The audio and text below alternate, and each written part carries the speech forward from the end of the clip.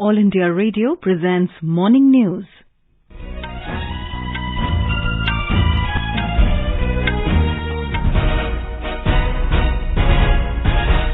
Good morning. I'm Sarabjit Kaur and with me is VC Pramod. The headlines. Prime Minister Narendra Modi to address inaugural session of All India Conference of Law Ministers and Law Secretaries in Ekta Nagar, Gujarat this morning. Prime Minister to also chair Csir Society meeting in New Delhi today. Himachal Pradesh to go to polls on November 12 to elect a new assembly. ISRO to launch 36 satellites of UK's global communications network OneWeb on 23rd of this month. The UN Security Council Counter-Terrorism Committee's special meeting in India to focus on use of drones and other emerging technology in terror activities. British Prime Minister Liz Truss sacks Finance Minister Kwasi Kwarteng. Jeremy Hunt appointed new Treasury Chief. Indian shooter Rudraksh Patil bags gold medal at ISS World Championship in Cairo, Egypt. And in cricket, India to take on Sri Lanka in the final of Women's Asia Cup at Sylhet in Bangladesh this afternoon.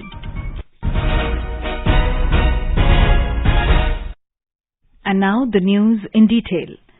Prime Minister Narendra Modi will address the inaugural session of All India Conference of Law Minister and Law Secretaries around 10:30 a.m. today through video message. The two-day conference is being hosted by the Ministry of Law and Justice in Ekta Nagar, Gujarat. The objective of the conference is to provide a common forum for the policymakers to discuss issues relating to the Indian legal and judicial system. The states and UTs will be able to share their best practices, exchange new ideas, and improve their mutual cooperation through this conference. More details from our correspondent.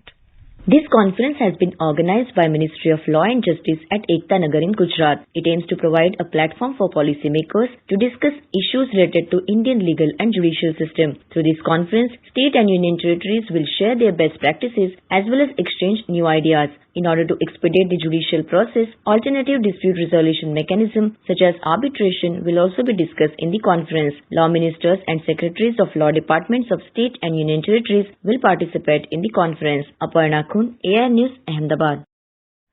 Prime Minister Narendra Modi will chair the meeting of the Council of Scientific and Industrial Research CSIR Society today. The society comprises eminent scientists, industrialists and senior officials of scientific ministries, and it meets annually to review CSIR activities and deliberate on its future programs. The Prime Minister is the President of the Society. Union Ministers Dr. Jitendra Singh and Piyush Goyal will also be present in the meeting. Briefing media in New Delhi yesterday about the meeting and achievements of CSIR, Dr. Jitendra Singh said, CSIR's research efforts are now mainly focused on green energy technologies, STI interventions to generate employment and raise income levels in rural India. He said strengthening self-reliance across industrial sectors, facilitating infrastructure developments and developing critical science and technology human resources are also the mandate of CSIR. The minister added that the revitalization of CSIR as per the CSIR Vision 2030 and aligned to National Vision at 2047 is being focused on making India a scientific powerhouse and self-reliant.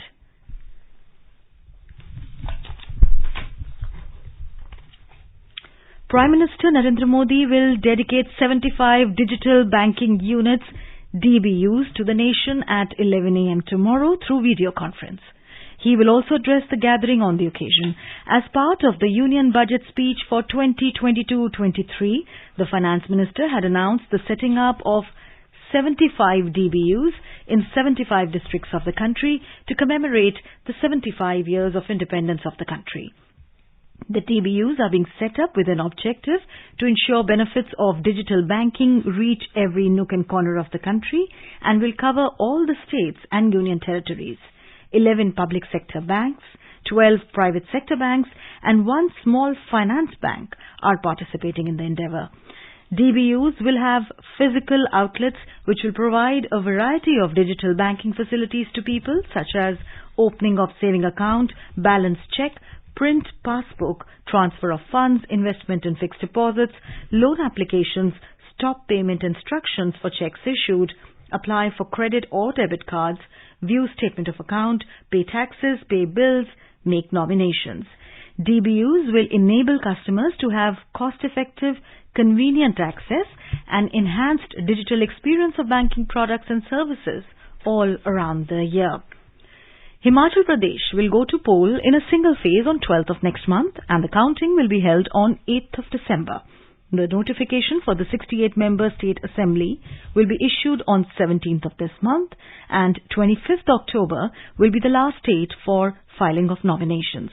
The Model Code of Conduct has come into force with the announcement of polls. Briefing media in New Delhi, Chief Election Commissioner Rajiv Kumar announced the poll schedule. The Gazette notification would be 17th October. The election would be in one phase. Last date for nomination would be 25th October, that is Tuesday. Date for scrutiny would be 27th. Last date for withdrawal would be 29th. And date of poll 12th November. And date of counting 8th December. And the entire process is completed by 10th of December. So again, through you with the appeal to all the voters on behalf of all of us to come and vote in the state of Himachal. He said over 55 lakh people are eligible to vote in Himachal Pradesh.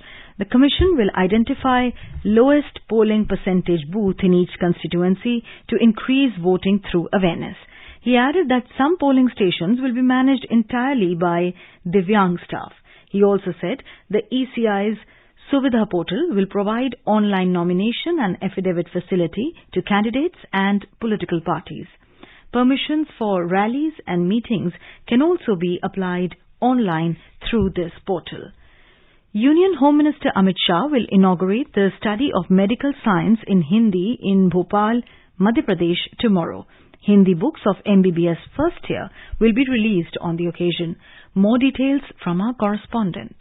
Madhya Pradesh is becoming the first state in the country to provide medical and engineering education in Hindi medium. This work is on the line of the implementation of the resolution of Prime Minister Narendra Modi, under which he has emphasized on the use of mother tongue from primary education to higher education. जिस भी भाषा में बच्चा आसानी से सीख सके, चीजें लर्न कर सके, वही भाषा पढ़ाई की भाषा है।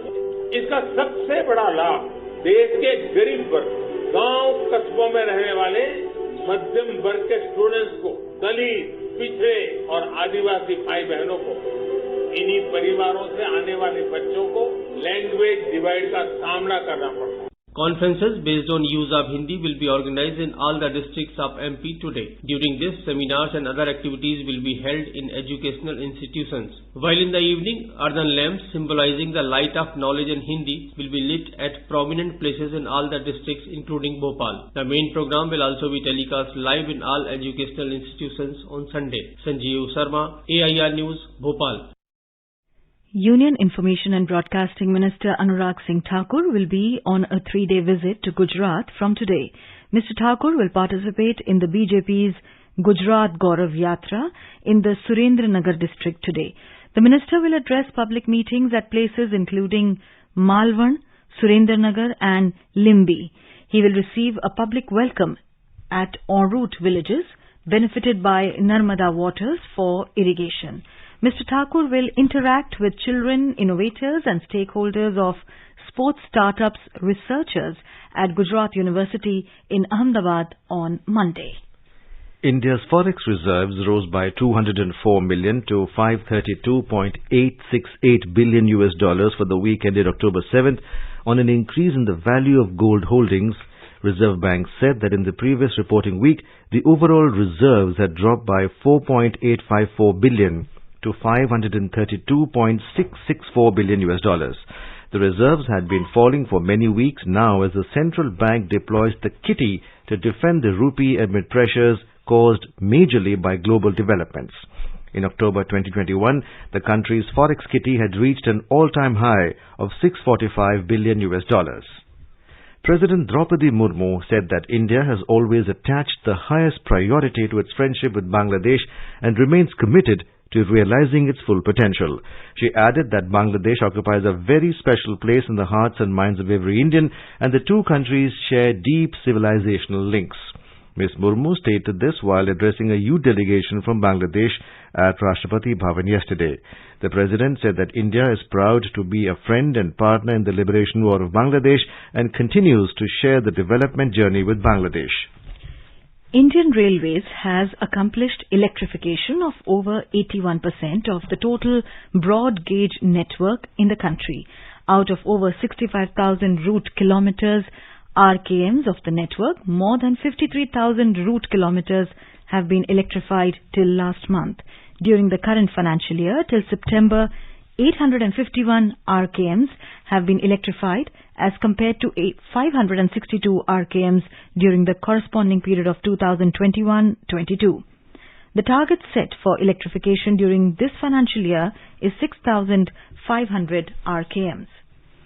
Indian Space Research Organisation, ISRO, will launch 36 satellites of UK's global communications network OneWeb on 23rd of this month.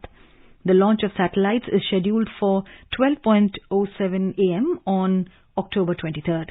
The commercial launch on board the GSLV Mk3, India's heaviest satellite, is being facilitated by Space PSU New Space India Limited, NSIL. NSIL has signed 2 launch service contracts with OneWeb for launching the firm's LEO low Earth orbit broadband communication satellites on board the GSLV Mk3. The Space PSU has at least 6 commercial missions planned in the next few months. You are listening to the morning news on All India Radio. A reminder of the headlines before we move on. Prime Minister Narendra Modi to address inaugural session of All India Conference of Law Ministers and Law Secretaries in Ekta, Gujarat this morning. Prime Minister to also chair CSIR Society meeting in New Delhi today. Himachal Pradesh to go to polls on November 12th to elect a new assembly. ISRO to launch 36 satellites of UK's global communications network OneWeb on the 23rd of this month. UN Security Council Counter-Terrorism Committee's special meeting in India to focus on use of drones and other emerging technology in terror activities. British Prime Minister Liz Truss sacks Finance Minister Kwasi Kwarteng. Jeremy Hunt appointed new Treasury Chief. Indian shooter Rudraksh Patil bags gold medal at ISSF World Championship in Cairo, Egypt. And in cricket, India to take on Sri Lanka in the final of the Women's Asia Cup at Sylhet in Bangladesh this afternoon. For quick news updates round the clock, follow us on Twitter at AIR News Alerts. New India समाचार, नए भारत का संकल्प, सबका साथ, सबका विकास, सबका विश्वास और सबका प्रयास। समाज में गरीब और कमजोर तबकों के लिए सरकार की चल रही कल्याणकारी योजनाओं और कार्यक्रमों से जुड़ी जानकारी पाएं। सरकार के इन कदमों के बारे में जानें और लाभ उठाएं। आकाशवाणी पर अब सुनिए जन कल्याण के सरोकार दोपहर 3 बजे से हर शनिवार। सुनिए न्यू इंडिया समाचार आकाशवाणी के साथ। I am India. Look at me. Know my name. We're one of the most mega diverse countries on this planet. Our weddings, our fashion statements, they're all inspired by our silver screen heroes and heroines. A 75 years young India. What we are really going to see India become is a powerhouse. India 2.0. The Journey of India from 14th October every Friday at 7 p.m. in Hindi and 10 p.m. in English on DD National. Welcome back to the morning news. United Nations Security Council UNSC Counter-Terrorism Committee special meeting in India will focus on unmanned aerial vehicles, UAVs, and other emerging technologies. For the first time in the last 7 years, the UNSC Counter-Terrorism Committee has planned to hold a special meeting away from its headquarters. The meeting will be held in Mumbai and New Delhi on October 28th and 29th with a focus on the use of new and emerging technologies for terrorism purposes. In a statement, UN said the objectives of the meeting are to provide an overview of ways being adopted by the member states. The member states are deploying new and emerging technological developments to prevent and counter terrorist narratives and acts and to bring terrorists to justice. Other objectives include identifying continuing challenges, sharing good practices in compliance with international human rights laws, industry action, public-private partnerships, and legislative policy and regulatory responses, the UN said.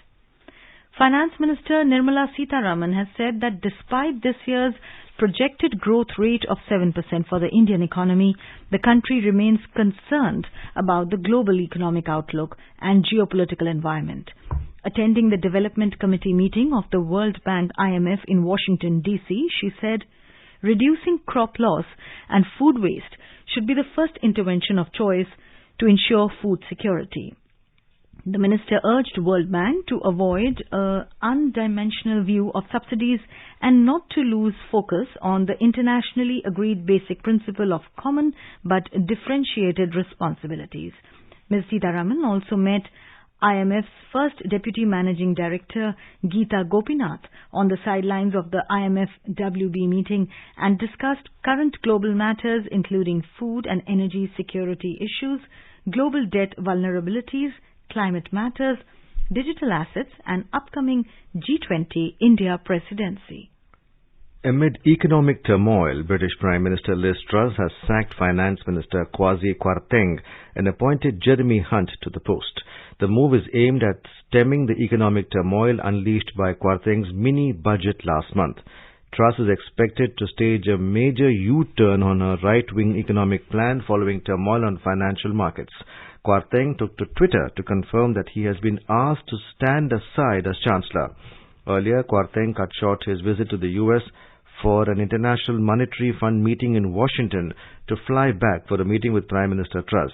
It had triggered speculation over his job and possible U-turns on the tax cuts he had tabled in Parliament, which had resulted in the pound plummeting against the dollar. Bank of England stepped in to buy the country's long-term bonds to shore up the pension funds. The estimated £45 billion worth of tax cuts without a detailed funding plan to back it up was seen as disastrous for the UK economy at a time when inflation has already been soaring. INS Arihant carried out a successful launch of a submarine-launched ballistic missile SLBM yesterday. The missile was tested to a predetermined range and impacted the target area in the Bay of Bengal with high accuracy. The Defence Ministry said that all operational and technological parameters of the weapon system have been validated. The successful user training launch of the SLBM by INS Arihant is significant in proving crew competency and validating the nuclear-powered ballistic missile submarines subsurface ballistic nuclear SSBN program, a key element of India's nuclear deterrence capability. Over the past 75 years since independence, India's largest public service broadcaster, All India Radio, has been the proverbial storyteller for crores of people across the country. All India Radio is celebrating 75 years of freedom with the series Azad Bharat Ki Baat, Akashvani ke Saath. It showcases the journey of India since independence in various walks of life through the storytelling of All India Radio. In today's episode, we bring you the story of new thrust on India's foreign policy.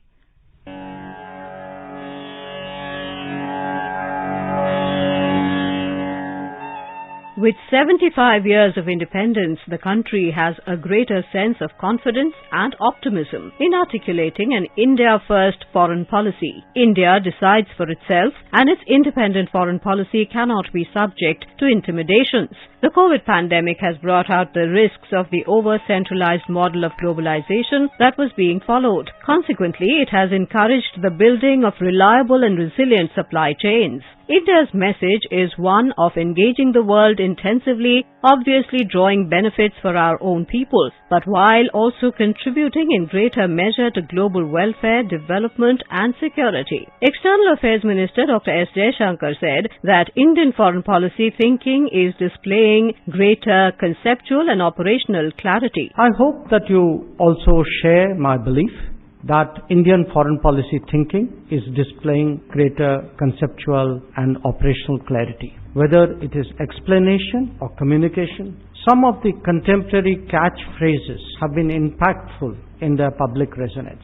If you consider neighborhood first, for example, it is now clearly associated with a generous and non-reciprocal approach to our immediate proximity. We envisage India as a larger lifting tide for the entire region. Our investments in connectivity, expansion of contacts, and promotion of cooperation have also been noteworthy. Since 1992, Indian foreign policy became more robust and business-oriented. Full diplomatic ties with Israel were established in 1992. Since 2014, Prime Minister Narendra Modi has laid out his vision of Indian diplomacy. Stress has been given on Neighbourhood First, Act East, Indo-US, G20, G7, India-Russia, SCO, BRICS, ASEAN Plus, I2U2 and 2+2 framework with US and Japan. In recent decades, India has pursued a more expansive foreign policy that encompasses the Neighbourhood First policy embodied by SAARC as well as the Look East policy to forge more extensive economic and strategic relationships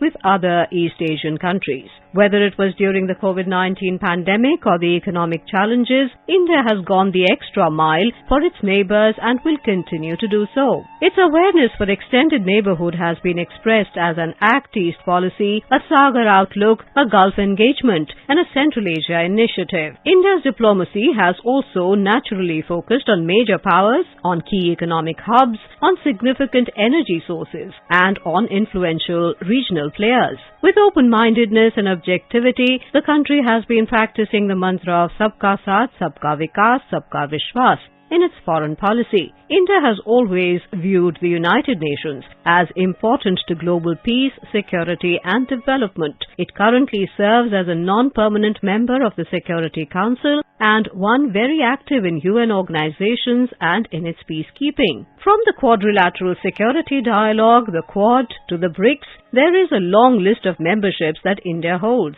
India advocates a global debate and global consensus on issues of global dimensions such as world trade regime, intellectual property rights, climate change and terrorism. New Delhi has adopted a firm policy of terror and talks cannot go together, and despite repeated calls from Pakistan for the resumption of dialogue, it has made it abundantly clear that no departure will be made unless there are tangible and verifiable concrete evidence of Pakistan reining in the state-sponsored and supported terrorism targeted against India. The country's foreign policy has at least 4 important goals. First, to protect India from traditional and non-traditional threats. Second, to create an external environment which is conducive for an inclusive development of India so that the benefits of growth can reach the poorest of the poor in the country. Third, to ensure that India's voice is heard on global forums and that India is able to influence world opinion on issues of global dimensions. And fourth, to engage and protect the Indian diaspora. Today's self-confident India has a new voice in the global firmament, rooted in its domestic realities and civilizational ethos, as well as firm in the pursuit of its vital interests.